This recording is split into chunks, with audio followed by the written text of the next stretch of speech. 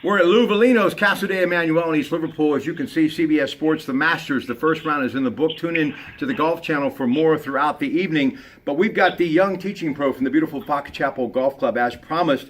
He, of course, on the AT&T Sports Line. He is Childs.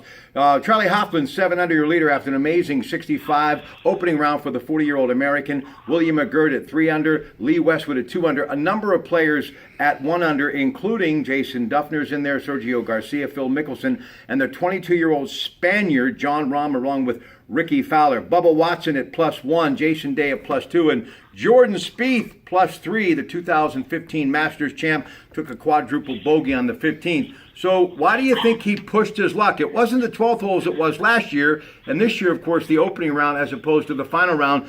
But I guess no guts, no glory. When you're a golfer, you can't look in the rearview mirror. Alex. No, you're right. You can't look in the rearview mirror, and you got to play with some risk. And he's done so. He's won 2 majors doing it that way. There's going to be those kinds of mistakes. And the golf course, in many ways, several holes such as 15 and even 12 to that matter, just missing it by a few inches can cause the score to go that much higher. The biggest story of the day, and I want you really to dive into this one. Dustin Johnson, we all waited and watched to see if he would get that 2:03 Eastern tee time. I watched him earlier on the Golf Channel today with Mike Tirico and company. He was on the practice tee, he was on the putting green, but then just before it was time to tee it up, he fell down a flight of steps yesterday, a freak injury to his back. He said he just couldn't go. How disappointing that must be, and as he said, he's playing the best golf of his life. Yeah, that's the part that's probably the most difficult, because he is on such a roll, winning so many events in a row, and you really haven't seen anything like that outside of Tiger Woods in the last 15 or 20 years, and the prohibitive favorite. So, you just don't know when those things keep coming out like that, and you never know what's going to be happening next, and that probably is the most disappointing part of all of it. Let me ask you your observations of the opening round. Weather has been a big key. It has messed with practice rounds, the par 3 tournament all week. I was amazed they actually got this round in today, but your observations of the Masters round 1. Well, I think for anyone that's been there, the golf course is extremely challenging. It's hilly, a little bit more of a reminding of being in the western Pennsylvania area than maybe down in Atlanta in the south with some flatlands and so forth. So once that wind gets moving and the predictable reaction from the golf ball around the greens is just becoming that, it's unpredictable. Mm-hmm. Everyone seems to lose sight. So if you're there, the only thing that is beneficial is those wet conditions. They don't seem to lose the ball as much, but those are high scores, and Charlie Hoffman certainly has a distinct advantage going into tomorrow and likely Saturday. Arnold Palmer, Billy Payne, and them, an early tribute to him. I watched it on the Golf Channel.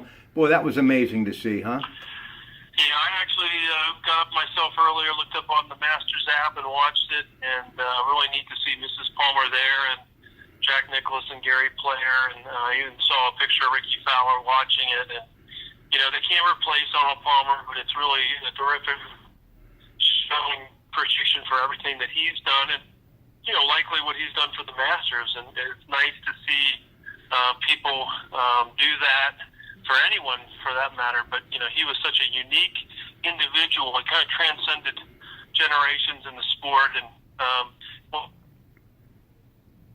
liked and had great things to say about. He's just amazing. Well, Bobby Jones built the course, but Arnold Palmer in that green jacket became Madison Avenue's darling, and the world continues to watch it because of the late Arnold Palmer. He is still very topical and amazing to me, and will be for many years to come, especially during Masters time in Augusta. Okay, if you will, just kind of unfold tomorrow, round 2. What do you expect? Obviously, the sea legs, they're going to kind of be used to the course now, especially for people that are playing there for the first time, like the young Belgium, the NCAA champion from University of Illinois, Thomas Peters. These guys now, John Rahm, people like that, are going to start to know lay of the land a little bit. And you're going to have some of these veterans, people like Bubba Watson, Jason Day, and Jordan Spieth, Ricky Fowler, and others, Phil Mickelson, start to really sink their teeth into the course.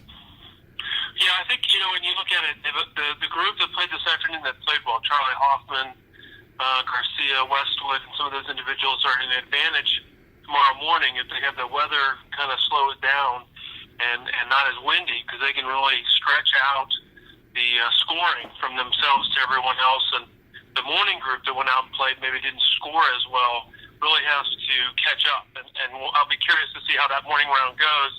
And if Charlie Hoffman can spread himself even farther away. Looked like John Robb was playing very well. And Phil Mickelson, who knows the course very well, it'd almost be ceremonial for someone like him to play well, maybe win the event, almost in the way that Arnold Palmer won his 4 events in that swashbuckling way of making birdies at the end.